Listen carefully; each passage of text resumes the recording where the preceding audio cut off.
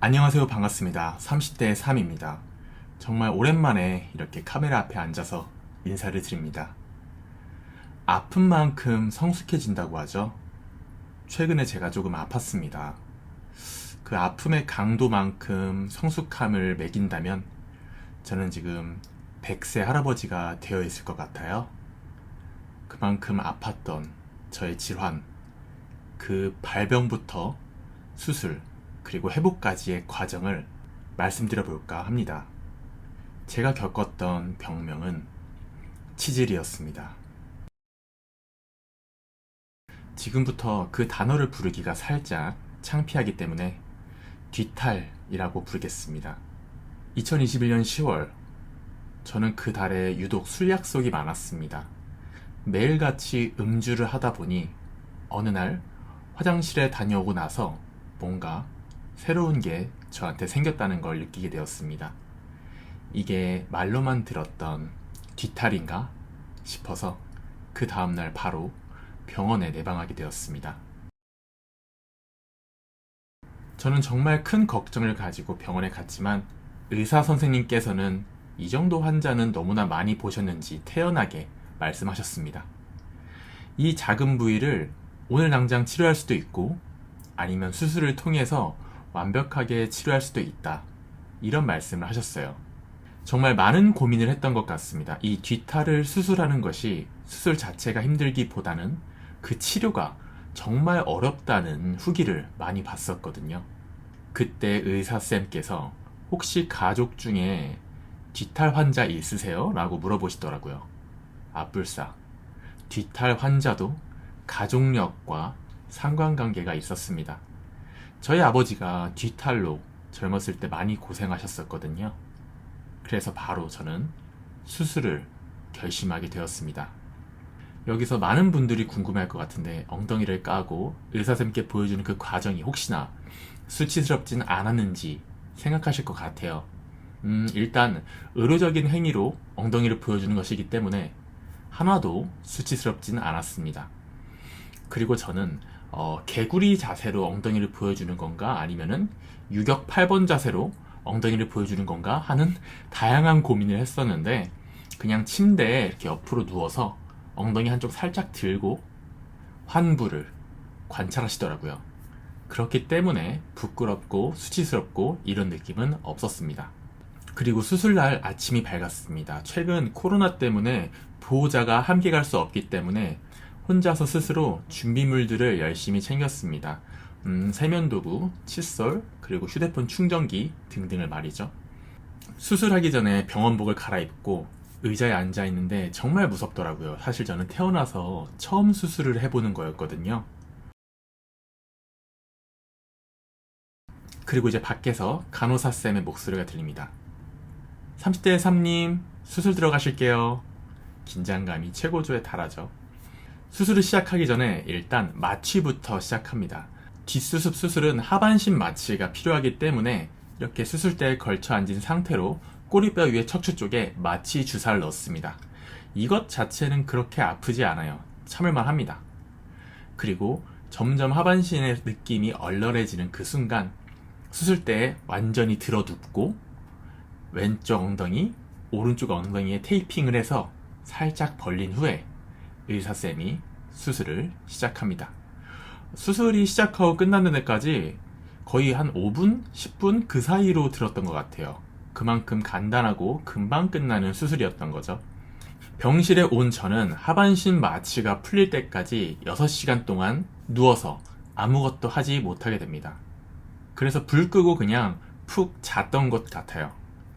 6시간이 지나고 나서 이제 처음으로 물도 마시고 발가락도 꼼지락 걸어보고 하는데 점점 감각이 돌아올수록 저의 그 뒤탈이 난 그곳에 뭔가 이물감이 듭니다. 네, 수술이 끝나고 그곳에다가 거지를 이만큼 넣어주신 거예요. 그렇기 때문에 방금 수술한 상처에 거지가 닿아 있어서 통증이 조금씩 짜릿짜릿 오기 시작합니다. 뒤탈난 그 부위가 워낙 신경이 많은 곳이라서 이런 손등이나 발목 다친 것보다 훨씬 더 고통이 심하다고 하더라고요. 그래서 저는 수술이 끝나고 3일 정도 맞을 수 있는 무통주사를 달고 있었고, 이거는 퇴원할 때까지도 들고 나왔습니다.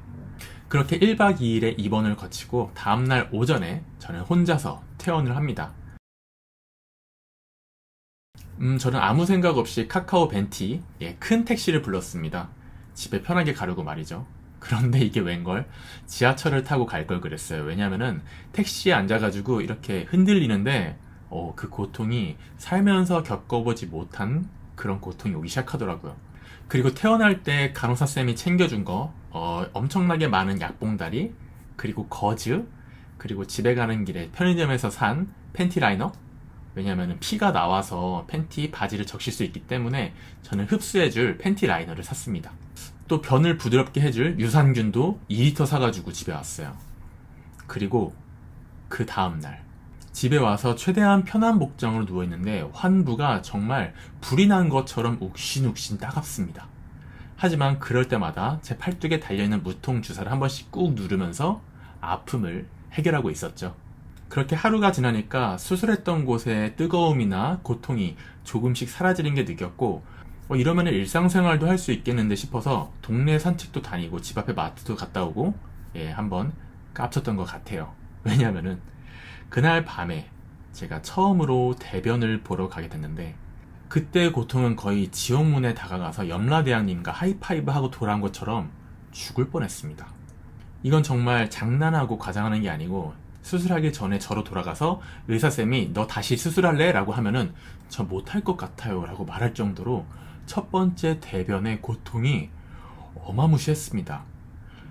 이거를 미리 알았더라면 제가 첫 번째 대변을 보기 전에 무통주사도 누르고 진통제도 이빠이 먹고, 이빠이는 일본 말이죠, 진통제도 왕창 먹고 해서 마음의 준비를 했을 것 같은데 저는 그 준비를 못한 거죠.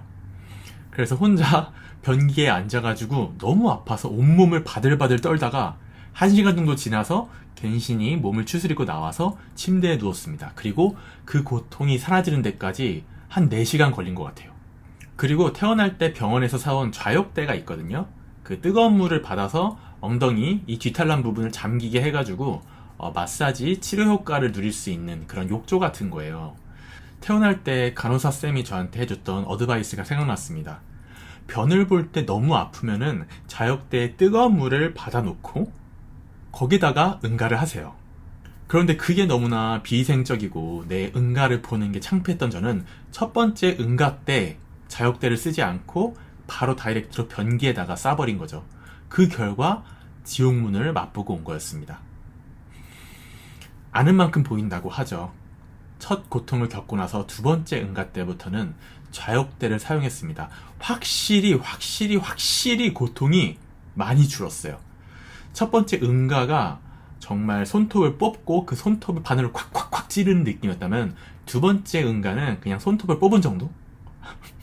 물론 두 번째 응가를 하고 나서도 한 3시간 동안 엎드려서 일어나지 못했습니다. 정말 고통스러워요.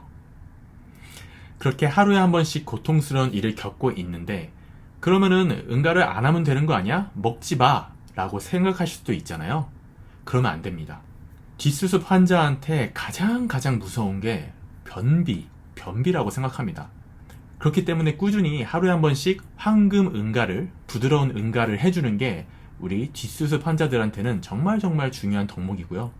너무 아파가지고 괜히 안 먹고 대변을 피하려고 하다가는 정말 대참사 날 수 있습니다. 그래서 저는 평소 식단에도 유산균 엄청 많이 챙겨 먹었고요. 그리고 보통 샐러드만 시켜 먹었습니다. 평소에는 피자, 치킨, 햄버거 시켜 먹다가 일주일 내내 샐러드만 먹었더니 피부도 좋아지고 아침에 일어날 때 개운하고 건강이 되게 좋아지더라고요. 와우. 그리고 병원에서 챙겨준 거즈가 이만큼 있거든요. 왜냐면은 뒷수습 수술한 그곳에서 계속 출혈이 있습니다. 많진 않은데 조금씩 출혈이 있어요. 그래서 옹꼬에다가 거즈를 이렇게 콕 하고 껴줘야 돼요. 안 그러면은 팬티, 바지 다 젖습니다. 첫날 출혈량이 정말 많았던 것 같고요.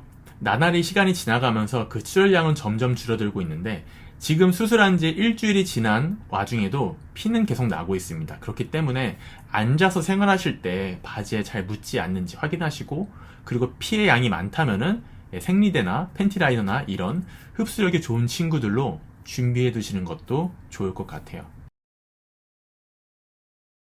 지난주 월요일날 제가 수술을 받았고 오늘이 수요일이니까 얼추 열흘 가까이 됐습니다. 지금은 어떻냐고요? 여전히 화장실 갈 때마다 염라대왕님 만나고 옵니다.